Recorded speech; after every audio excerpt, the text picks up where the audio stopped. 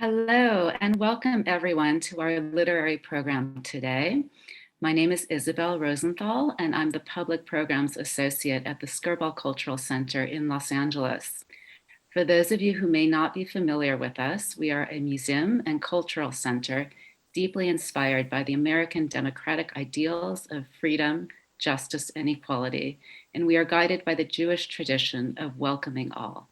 Our hope is that our work offers opportunities for cross-cultural connections and for building community. We are thrilled to co-present this program today on David Grossman's book, More Than I Love My Life, with our esteemed literary partner, Andrea Grossman of Writer's Bloc. Writer's Bloc has been enriching our intellectual lives for over 25 years now by amplifying important contemporary authors, books, and thought leaders, and by enhancing the general public's awareness and access to significant literary and cultural work, and really reminding us all of the importance of literature and the written word as an art form. Thank you, Writer's Bloc, for all that you do. On that note, I will pass the virtual stage over to Andrea now, who will introduce our panelists today, David Grossman, tuning in from Israel, and David Ulin, here with us in Los Angeles. Thanks everyone for being here. We hope that you enjoy the conversation, and please look out for the link to purchase the book, which we'll provide in the Q&A function during the program. Over to Andrea now. Thanks. Thanks so much, Isabel. And hello, and thank you all for being here today to hear David Grossman and David Ulin chat about Grossman's work and his new novel, More Than I Love My Life. I love this book. David Grossman is simply one of my favorite writers of our time. Depending on his mood, he can write a warm, loving, and completely hilarious tribute to teenagers and their elders, such as in The Zigzag Kid, one of the best novels ever. And then he can write a most magnificent elegy to the end of the land, to soldiers and their families while in combat. His books can be at once personally searing to the reader while expressing universal truths, getting to the heart and soul of who someone really is, such as in the Booker Prize-winning novel, A Horse Walks into a Bar. When I think of David Grossman's literature, it's that of the past informing every cell of our being, of the weight of history, whether it's our own or our communities, having more impact than we can imagine.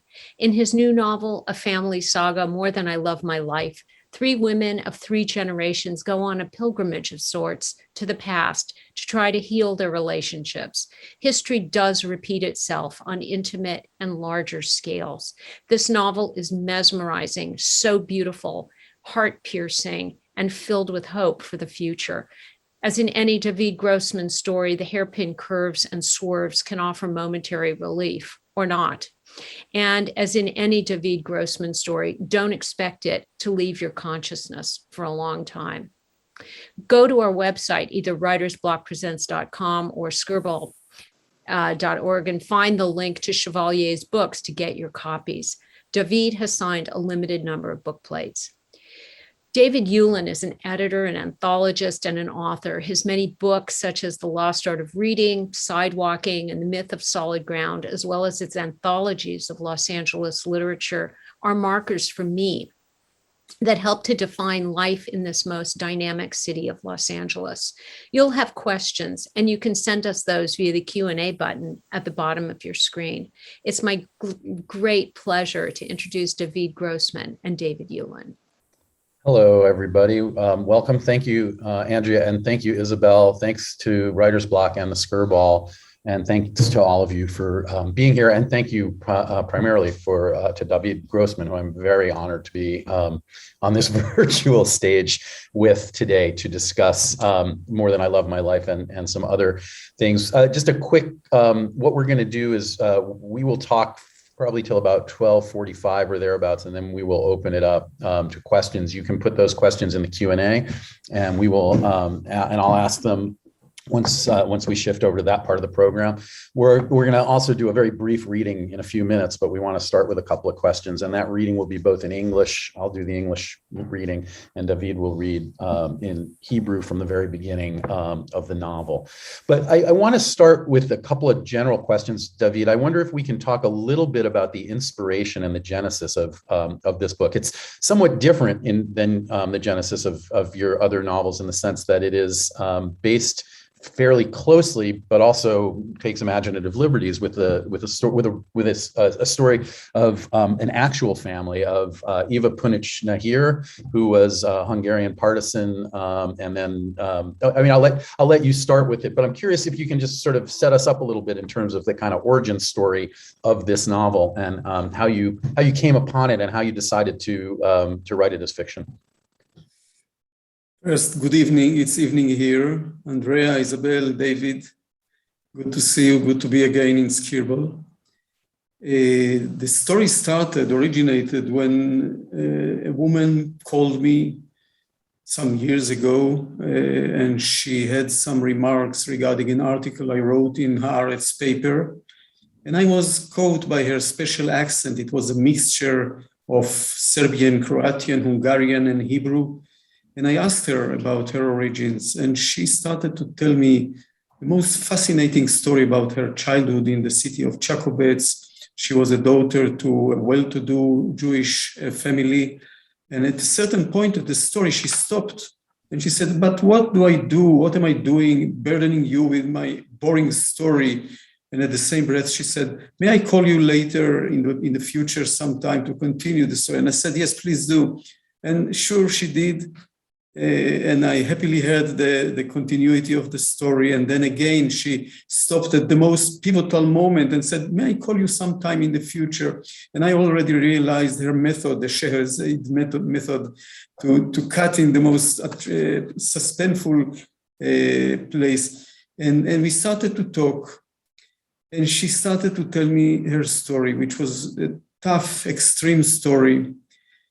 And she told it in her unique way. She was really a unique human being. And even every human being is unique. Eva Punic Nahir was unique in a uniquer way.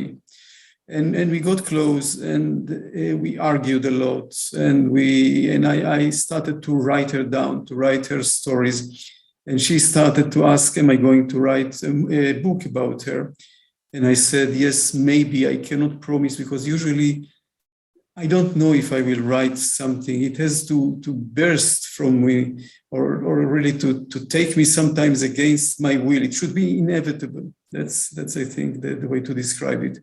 When I'll feel it's inevitable, then I will write you. But I told Eva Punic Nahir, "One thing you have to know, I will not document you one-to-one. I'm not a documentarist. I will fantasize you and I will imagine you. But I will never impose on you things that do not coincide with your personality and your nature. I'll be loyal to something, to the innermost part of you, but I might betray you in the exterior." And she accepted it.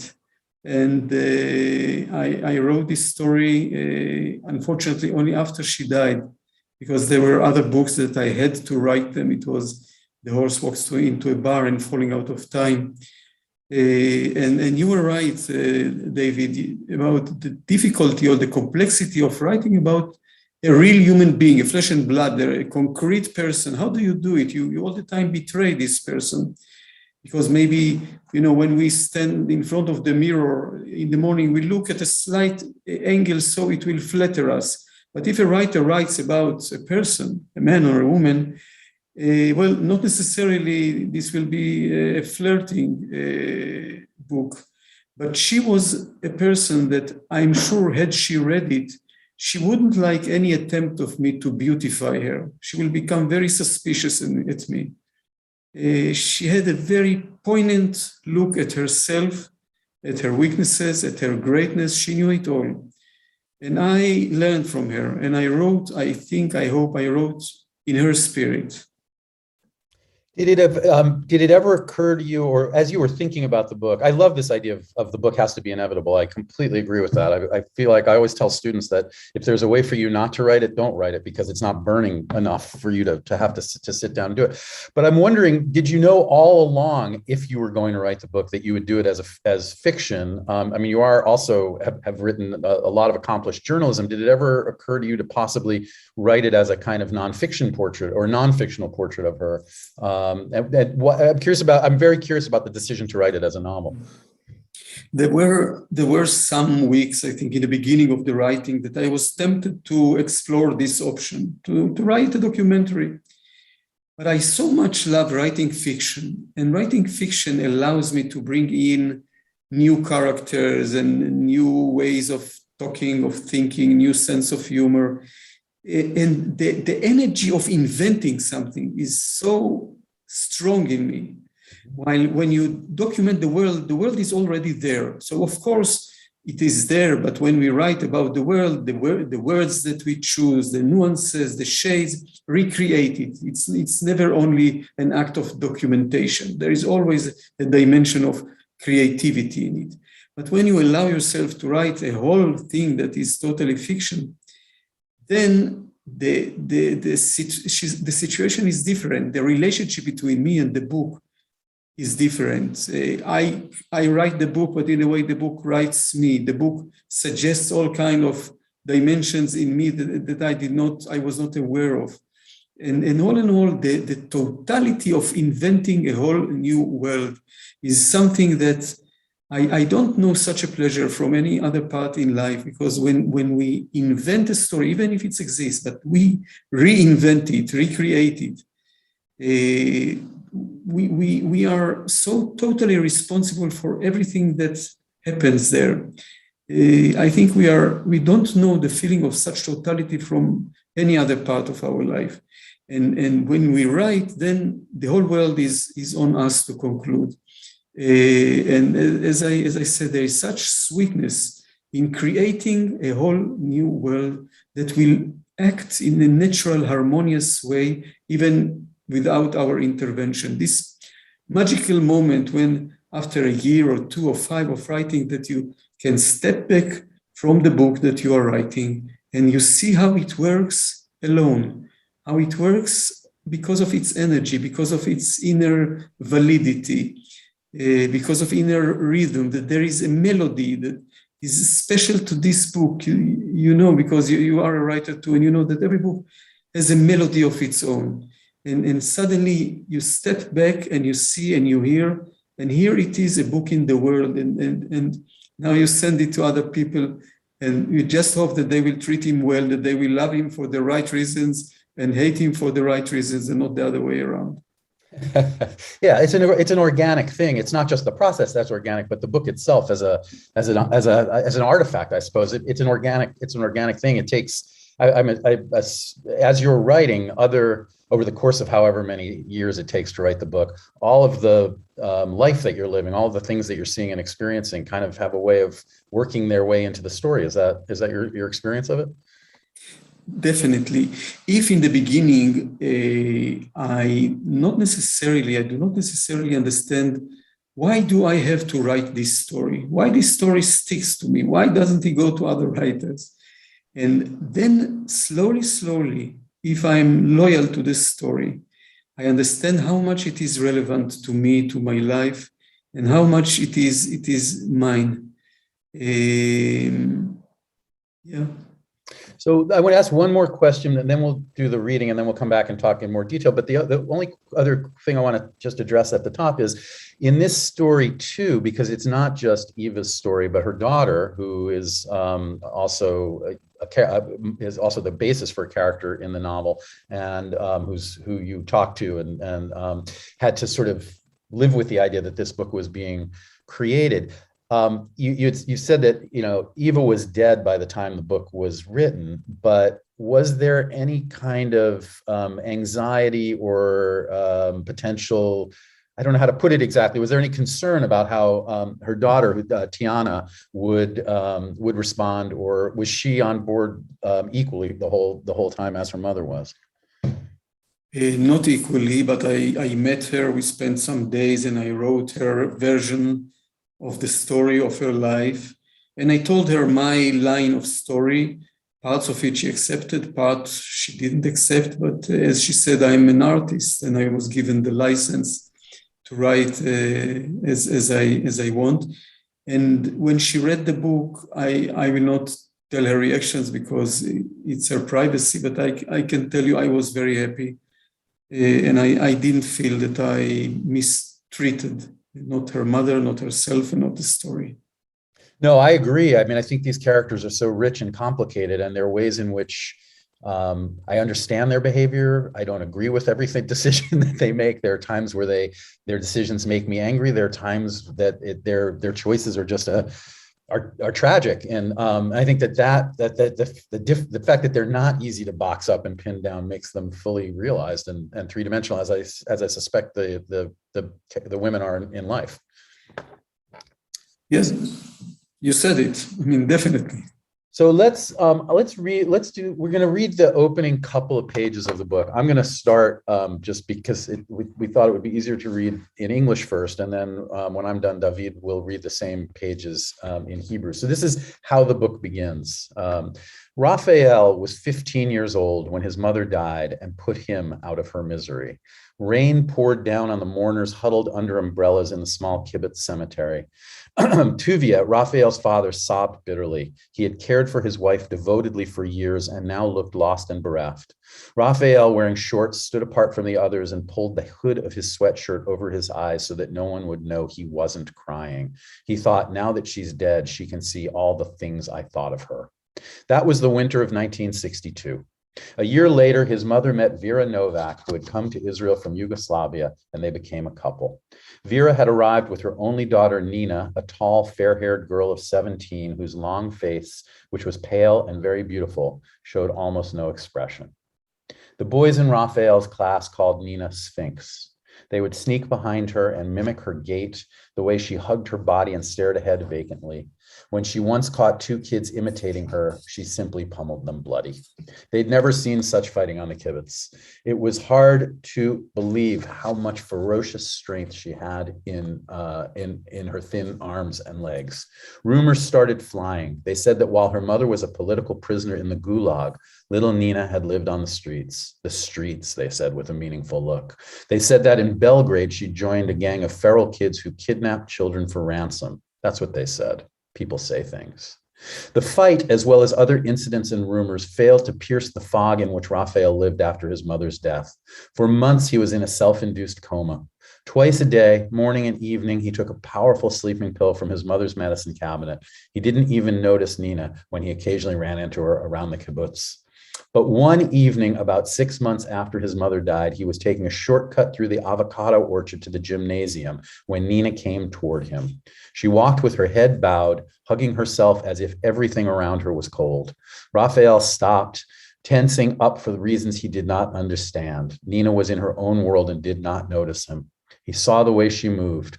That was his first impression, her quiet, sparing motion, the limpid high forehead and a thin blue dress that fluttered halfway down her shins. The expression on his face when he recounted. Only when they got closer did Raphael see that she was crying, quiet, muffled sobs. And then she noticed him and stopped and curved inward. Their gazes entangled fleetingly, and one might sorrowfully add inextricably. The sky, the earth, the trees, Raphael told me. I don't know. I felt like nature had passed out.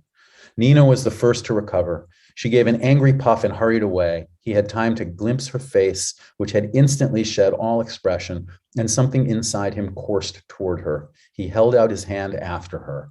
I can actually see him standing there with his hand out. And that is how he's remained, with the outstretched hand, for 45 years. So I'll read the Hebrew. Thank you for reading. My pleasure. My pleasure. Thank you. I think we should mention Jessica Cohen, my wonderful translator, who made this possible. רפאל היה בן 15 כשמתה אימא שלו וגאלה אותו מייסוריה. גשם ירד על חברי הקיבוץ שהצטופפו תחת מטריות בבית הקברות הקטן. טוביה, אביו של רפאל, מרר בבכי. שנים טיפל באשתו במסירות, ועכשיו נראה אבוד ומיותם.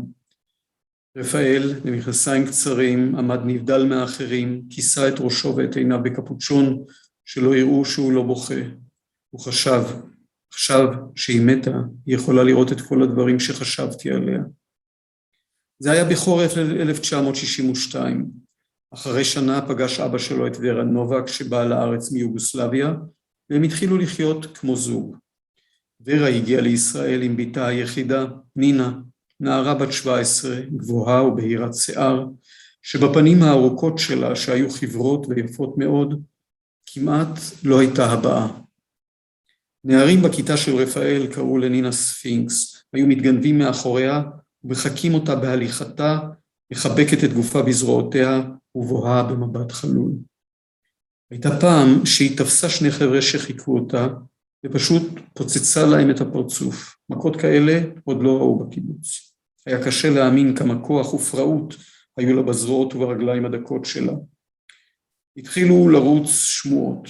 סיפרו שבזמן שאימא שלה הייתה אסירה פוליטית בגולאג, נזרקה נינה שהייתה אז ילדה לרחוב.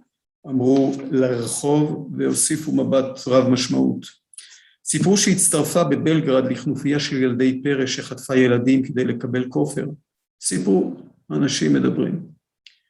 הסיפור של המכות וגם עוד התרחשויות ושמועות לא הבקיעו את הערפל שרפאל חי בתוכו אחרי מות אמו. במשך חודשים הוא היה שקוע בהרדמה עצמית. פעמיים ביום, בבוקר ובערב, היה בולע כדור שינה חזק שלקח מארון התרופות של אמו. הוא אפילו לא הבחין בנינה כשנתקל בה פה ושם בקיבוץ. אבל ערב אחד, בערך חצי שנה אחרי מות אמו, הוא חתך דרך מטע האבוקדו אל אולם הספורט, ונינה באה מולו. היא הלכה בראש מורכן, וחילקה את עצמה כאילו הכל סביבה קר. רפאל עצר, נדרך פתאום ולא הבין בגלל מה. נינה הייתה מכונסת בתוכה ולא הבחינה בו. הוא ראה את התנועה שלה, זה היה הרושם הראשון, התנועה השקטה, החסכונית. מצח גבוה, צח, סמלה כחולה פשוטה בדקה, שרפרפה על מחצית שוקע. הבאה על פניו שסיפר, רק כשהייתה קרובה אליו ראה רפאל שהיא בוכה בשקט, בכי חנוק, ואז גם היא הבחינה בו ועצרה והתקמרה, המבטים שלהם הסתבכו זה בזה למשך כמה שניות, אפשר לומר בצער עד לבלי התר, השמיים, האדמה, העצים, אמר לי רפאל, לא יודע, הרגשתי כאילו הטבע התעלף. נינה התעשתה ראשונה, היא פלטה נשיפה נזעמת והתרחקה במהירות.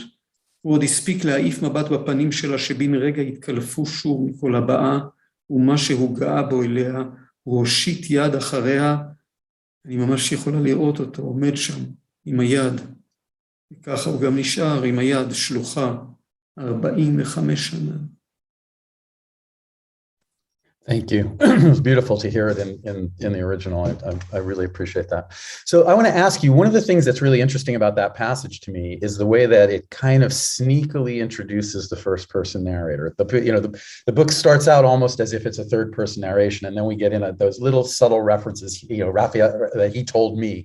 And then that expands as we read the book. And I don't want to spoil anything for people in the audience who haven't read it, but that expands as we read the book, and the book becomes a kind of chorus of all of these voices. There's so many stories being told and overlapping stories and double versions of stories and things like that. I'm curious about that as a narrative strategy, the idea of kind of introducing the first person narrator a little bit late on the second page and very subtly rather than right at the outset, and how that sets the table for all of these voices that are in conversation throughout the novel. Most of it is not intended. It just happens because it should be like that. That's the feeling that it should be written like that. I like to start the story from some distance. And only then slowly we suddenly understand that there is a storyteller, that it's not a neutral text, that somebody is giving us this text and maybe somebody has an interest of his or her own. And gradually we learn to know this voice, but then there is another one who will tell, or the storyteller suddenly splits itself into some other points of view. Sometimes it's good to have it because when the story has harsh contents, I feel it's good to separate it between different characters in the book and to show how they create this story and how they combine the information to one possible optional possibility. Is it, it's a strategy that you've used in other, it reminds me, for instance, of the sort of the talking, the endless kind of talking in To the End of the Land, and the sort of notion of a character who sort of becomes the storyteller. I mean, here we have long passages where Vera, who is the character based on Eva, is speaking and telling her history. We have long passages where Nina is talking. We certainly have the narrator herself, the narrator of Gili, the daughter of Nina, as well. I'm curious about sort of how you see. I see some relationships between those two novels. I also see some interesting connections between this novel and Sea Under Love. But I want to talk a little bit about that. I would like to hear that. What are the similarities? Well, I think what I will say is, in terms of Sea Under Love, I think you're taking on and kind of retelling the Bruno Schulz story, which is a story from life, and in a way kind of redeeming Schulz's life in a certain sense. It feels not dissimilar to what you're doing for, I'm just going to call her Vera because that's the character in the novel. It feels not dissimilar to what's happening with Vera through all of this. And these tellings, we're getting at something deeper about the character than maybe that character knew about herself. I don't know if you've thought about that or if that seems. No, it's a good interpretation. I tell you, David, I like to tell stories about people who tell stories. Mm-hmm. And in the storytelling, something new is being revealed, especially if you have a good listener. Because usually we all know it. We over the years we develop a kind of a personal official story, our formal official story that we handle to new acquaintances, people that we want to impress, people that we want to gain their mercy sometimes, or their love sometimes, or their attraction. And we know how to tell it, and we perfect it more and more, and we polish it more and more over the years until it's really crystallized. You don't have to change anything, and we tell it again and again and again. But maybe at a certain point we shall look back at our official legislative story, and we understand that this story became like a prison for us, like a trap. We are trapped in this story about our life, about our youth, about our childhood, about the insult that our parents have insulted us. And we do not really understand how it limits and suffocates us by now, because maybe we are in a totally different situation than we were when we created this formal story. Maybe we have more room to maneuver within ourselves. Maybe we are not so totally dependent on what our parents or our friends think of us. Maybe we can liberate ourselves from all these historic insults that were true or not true, and they created us. Maybe we might get to a point that it's about time not to be the victims of our official story. And then, for example, we might understand that when we tell about our parents, maybe we can understand that also Mama had a mama, or also Papa has the right for psychology, that he's also very complicated, multi-layered human being, but we never allowed ourselves to look at him truly. And of course, I'm speaking about individuals, but it applies also to nations and to states, because every nation needs some official legislative stories at the beginning, the mythological story about how we were the best and the most courageous and how our enemies were horrible and devil. But maybe after some decades that we fed on these myths, it's about time to start to see where they are limiting us, where they prevent us from really seeing our partner, our enemy sometimes, and ourselves. And by the way, the enemy is the one who sees in us the things that we prefer not to know about ourselves, because those bad qualities are directed at the enemy. And we want to believe that when the war is over, we shall pull back and we shall withdraw from this bad situation or immoral situation and become again our good, clean, pure country or pure society. But it is the enemy who noticed first that maybe we've gone too far. Maybe the pollution has infiltrated into our inner organ and we shall not be able to return to what we hope to return. So it is essential, I think, for countries and for peoples and for nations to re-examine their official stories. Maybe they are in a situation now that they can allow the justice of the enemy to infiltrate into our inner organs. The misery, the real suffering of our enemy, it will not cause us any damage. It will just make our contact with reality more tight and more realistic and more free. There is much more ability to be free when we allow ourselves to tell the old story anew. Well, there's so much interesting here. This reminds me of in the book a couple of times, both Rafi and Gili talk about how sometimes when you're interviewing someone on camera, there's a moment where they start to really tell the truth, right? Where they kind of peel back the surface of exactly that sort of curated story you're telling, and they surprise themselves. And I think that that's definitely something that's happening here. It also reminds me, and I hadn't been intending to bring this up, but it reminds me of the effect of, say, The Yellow Wind when it came out, and in fact, revealed a narrative that most Israelis either didn't know or didn't want to know about, the sort of the depth of the rage, of Palestinian rage, that changed in many ways. It changed the narrative, or changed the way of thinking about the narrative. Of course, then ensuing events helped further that along. I'm really curious about that moment, the idea of a storyteller telling a story that they're not entirely aware of what's underneath it, and then coming to that moment of realization. Is that one of the effects for you in terms of having characters talk at such length about themselves? Is like that you, as you're creating that language, as you're creating those stories, you as the writer end up discovering or being surprised by the character as well? Yeah, and this is the wonderful moments of writing, that the character betrays me, that it takes me to places that I'm not totally free, that I will have all kind of considerations and interests. But actually, if you think about it, this character does not betray me, but is loyal to me more than I dare to be loyal to myself. And so many things I've discovered about myself and about people near to me that I was unable to discover without writing. And of course, I think of how easily we are tempted to stereotype other people or other peoples. And when I write about them, suddenly there is this joy of, there is in the Gemara, in the Talmud, there is this proverb, Ein simcha ke'atarat hasafek. There is no joy like the untie of the doubt, because if you untie a doubt, suddenly there is a relief.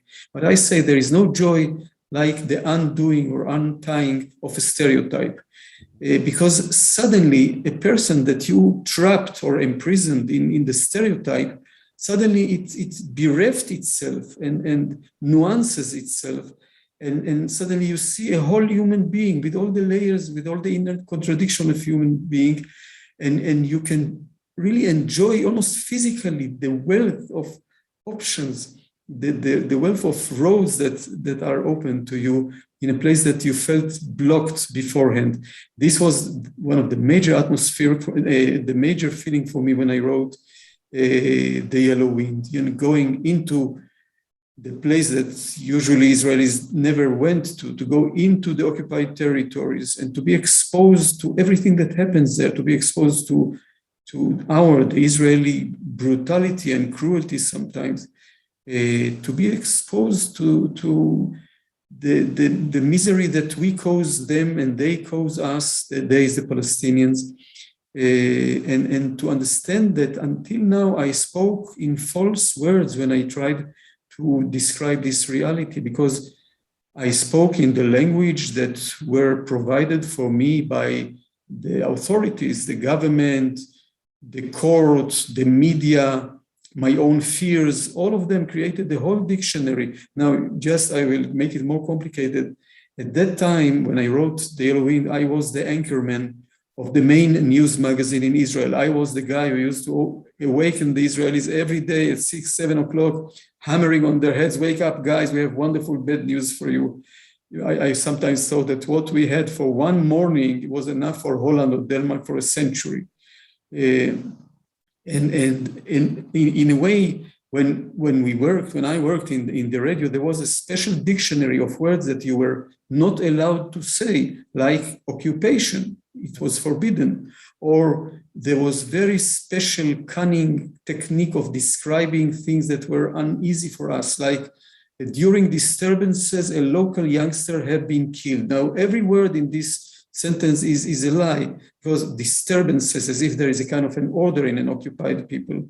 A youngster, he could have been 3 years old, local, never said Palestinian. They never had names until a group of 4 people started to campaign that the people that we kill will have names. And above all, the passive form has been killed. Nobody, God forbid, took a gun and killed him.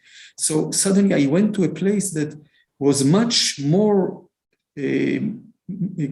complicated than the dictionary that I had. And I had to recreate my dictionary. I had to find words to describe reality that was undescribable for me. And I always feel that the writer is someone who feels claustrophobic in words of other people, really suffocating claustrophobia. And when I went to the occupied territories, this is what I felt. I felt suffocated, almost physically, because there were not words to describe what I see and what I felt, and the depth of the tragedy of both peoples, not only of us, but not only the Palestinians, but the mixture creates such a tragedy that until now, 40 years after I went there, it's so hard to find or to think of a way to get out of this insoluble situation. I'm curious, I mean, I don't know quite how to put this question, but this raises a question for me about sort of what it means, and I think obviously you can only speak for yourself, but what it means to be an Israeli writer. I was going to say an Israeli novelist, but we are talking about The Yellow Wind a little bit. But in terms of, I don't know how to, I hesitate to put responsibility on any artist, but in terms of your own sort of thinking about the role of the writer, the role of the writer in Israel, the role of an Israeli writer who's concerned, as you say, with this kind of clarity of language, or trying to see beneath the sort of passive constructions that are designed to keep us at a distance from what's happening. I'm just curious your thoughts on sort of the moral responsibility of the artist in society. I think that the moral obligation that a writer has is to write a good story. This is the most important thing.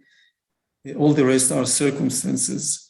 But since I was born in Israel, and since I take the reality here very seriously and very personally, and I feel that not only the language is being polluted, but the air is polluted by the idea that we are occupying and oppressing another people for 54 years. It's unthinkable that we, quite a moral nation with moral aspirations, that we got used to a situation that is so distorted, so unbelievable. And we function brilliantly in this distorted situation. And I try to understand how is it possible. So I write political essays, I write speeches, sometimes I wrote books about the situation, only because I felt that this situation places a kind of a question in front of me and urges me to answer, what am I doing? What is my part in this society? Am I doing enough? I must say that always in the beginning of writing of a fiction book, there is the feeling of remorse and regret and feeling that maybe I'm doing wrong by investing the next 2, 3, 4 years in a fiction story rather than go and write again about the occupation. But somehow I feel I said quite clearly what I thought about this situation. And I'm really much more myself when I write fiction. That's what I feel. And then when I write fiction, I feel bad feelings that I'm not writing about the situation. So it's a constant unease, I must say. But again, David, the best thing for me, the place where I'm at my place is when I write fiction, when I imagine, when I have this freedom. Maybe it has to do with the situation, maybe because I live in a reality that is, after all, suffocating when you allow yourself to understand what happens. Maybe I do need to write fiction and to allow me to breathe with both lungs, because this is, as I said more than once this evening, this is the quality of writing fiction, the ability to be free. It's a kind like the imagination is like a metaphoric organ that man has invented. And when you allow yourself to yield to imagination, really, it's endless. It's not the infinity of physics and not of mathematics, but the infinity of human being. And we are endless, so endless. And there's such a pleasure in discovering it through art, through writing. There's something so interesting about the way that history works in your fiction as a kind of part of the physical landscape. I think about I think about Aura and the walking through the country into the end of the land. I think about this journey that the family that Vera and Nina take back to Goli Otok, which is the Adriatic Alcatraz, as it was known, which was one of Tito's gulags or concentration camps, work camps for dissidents. And it seems to me that in certainly in the new book, and I think in many books, that the kind of reconciliation or the reconciliation between characters, the emotional reconciliation, grows in part out of a reconciliation with history and geography. And I wonder if you can talk a little bit about your thoughts about that.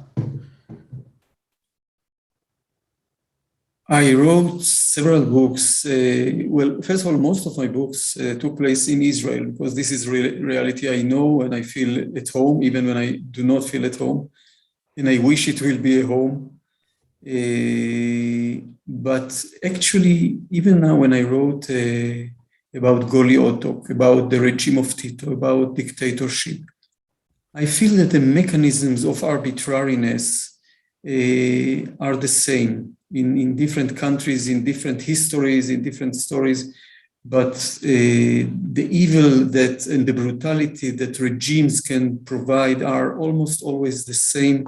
And they have a power of mobilizing the victims into their power. And I'm just fascinated by this image of one individual who is facing the arbitrariness of a regime, the arbitrariness of history, the arbitrariness of huge migration process, to see what happens to the individual when he's trapped in this situation. Is there a way to keep yourself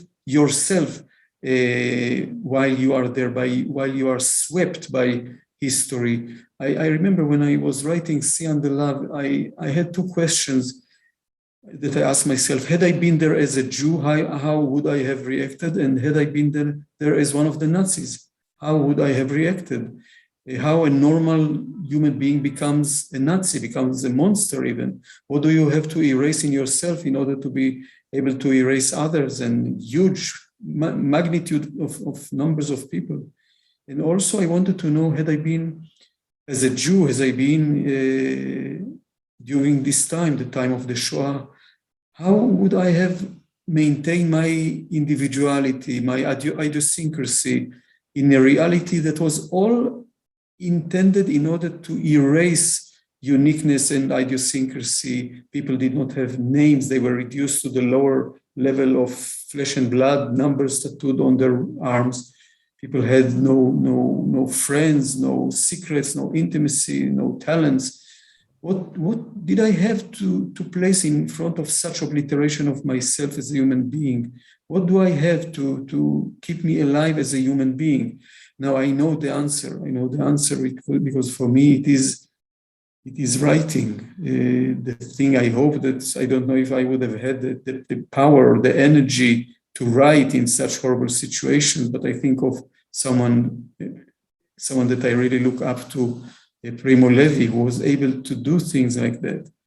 And I also, since I spoke about art, I just want to say one more thing about it. I wrote a book called Falling Out of Time. And this is about a death of a precious person. And this for me was facing the ultimate arbitrariness, the arbitrariness of death. And I saw how religious people react to a great loss and how their belief helped them. I am a non-believer. I'm a secular, out and out secularist. But I think that this book taught me something, that the only thing that can make me feel at the same time, in front of such terrible arbitrariness, to feel at the same time the nothingness of death, the abyssness of death and the darkness of death, but at the same time to feel the wealth of life, the multi-layered of being, the richness of life. The only thing that can give me the two things, the two feelings simultaneously at the same time is art, is prose and poetry and music, of course, and cinema and theater. This is the only thing that allows me to be together at the same, at the two dimensions, and to be immersed totally in them. And I think the best books that I have read in my life were written in such climate, in such atmosphere of the two roads and the moment they merge. Yeah, I think that makes so much sense to me. We have about 10 or so minutes left, so I want to go to some questions from people in the audience, and some of this connects to what we're just talking about. Well, here's one person asks, the cruelty of the 20th century seeps into all of your novels. Do you ever feel a need to walk away from the past, or do you need that truth of history to make writing a story inevitable, as the inevitability you were referring to at the beginning?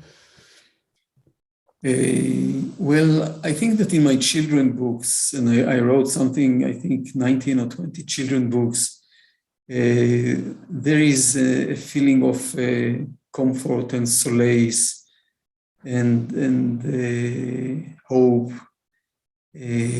But it's harder when you write about grown-ups. It's harder when you understand what is the cost, of living in the 20th and 21st century, when you see how evil spreads almost easily and how difficult it is for people to give up on cynicism, for example.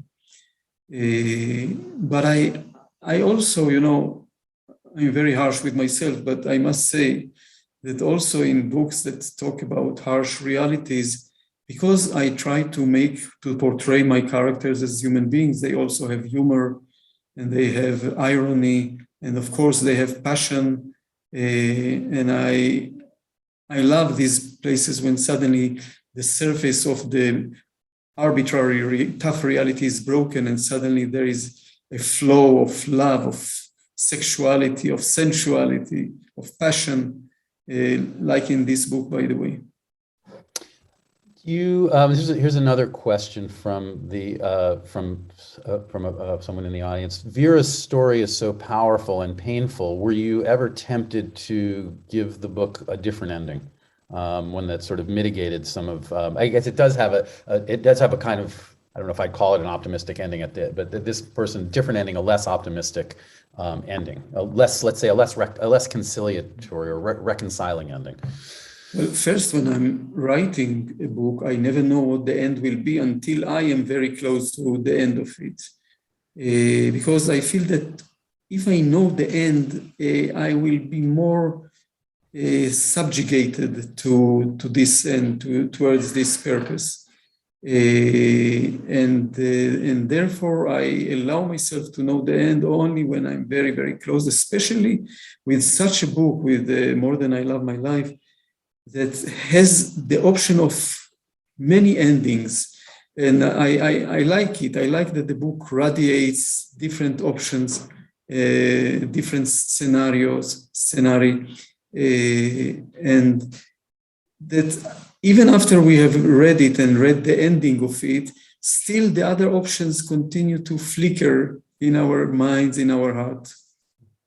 Do you think that we're in a time when only fiction, and this comes back to this question of fiction and nonfiction, or fiction and journalism, do you think that we're living in a moment where fiction is really the only tool that allows us to kind of really fully address the world we're living in and all of its complications and its questions, whether because of the empathy that gets generated from being able to enter into characters' lives or for other reasons that kind of... No, actually not. I would like to think that fiction is the storyteller of our time, but it's not only that. First of all, for example, when we look of an experience like the Shoah, I thought that we need to have two ways to talk about the Shoah. One is the scientific. We have to know all the facts and all the figures and the processes. We have to allow the scientists to get to the heart of the matter as much as possible. But at the same time, we need art to tell us the things that science cannot tell us. Because art can involve us in a way that no other measure can do. And with art, we can suddenly feel how we had been acted had we been there. We have no escape from feeling what these people have felt. But the question is wider than that, and I think that it indicates to the fact that today, the mechanism that tells the story, the everyday story of our life, is the media. And the media is tricky, the mass media. The mass media is a term that was coined by sociologists in the 30s of the previous century. And it's tricky because we think that it's a media that is tuned to the masses. But actually, it is media that turns normal human beings into masses and sometimes into mob. And we have to be very suspicious towards this media. And we have to, even to teach at school, from very young age, teach children how to relate to the media and to know how to read a paper, to analyze the manipulation that is being done on them. So especially in a world that is so dominated by the storytelling of the media, fiction is needed, because fiction can give another way, a more, maybe more deep, not always, but sometimes deep way, and with some demands for morality, which the media rarely has. It has it in certain parts of it, in certain corners. But usually what really interests the media is the constant exchanging of the people who are being on fire, so to say. While the fiction makes you understand other human beings in a much deeper way.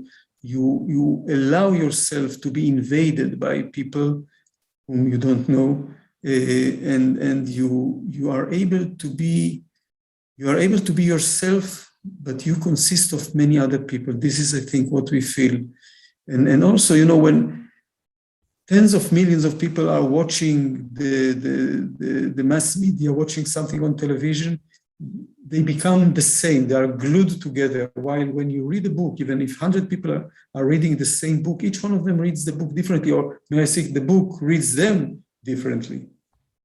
And I think also the book comes to life. I mean, I've always thought about reading as a kind of as a conversation or almost a performance of a score in a certain sense. And so the reader becomes to me as important in animating the narrative of a book as the writer is. There's no novel without a reader, just as there's no novel without a writer. Yeah. What can I say? All right. There's a couple of other questions here. One is, I know from that you have been involved in sort of writers' exchanges with Palestinian writers over the years.